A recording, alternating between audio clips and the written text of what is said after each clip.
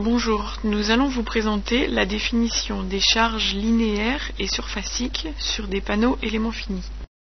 Après avoir créé vos cas de charge, sélectionnez le cas auquel vous allez affecter une charge. Par exemple, une charge appliquée à un point. Sélectionnez l'icône force dans un point. Entrez la valeur de la charge par rapport au repère global. Le point d'application peut être rentré par coordonnées ou graphiquement.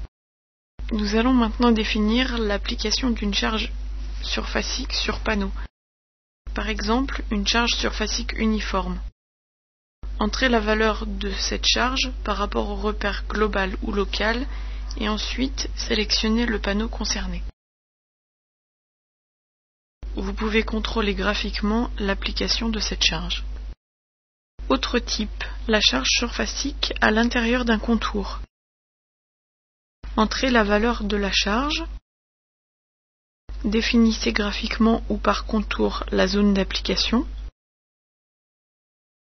Et ensuite, sélectionnez le panneau concerné.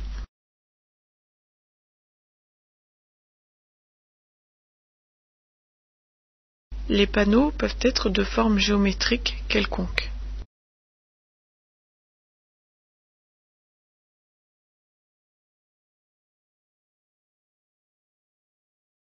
Maintenant, nous allons voir l'application d'une charge de type linéaire.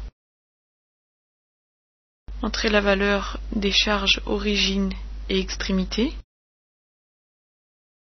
puis simplement les points d'application de cette charge.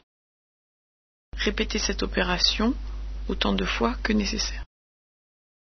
Autre type, une charge linéaire sur contour.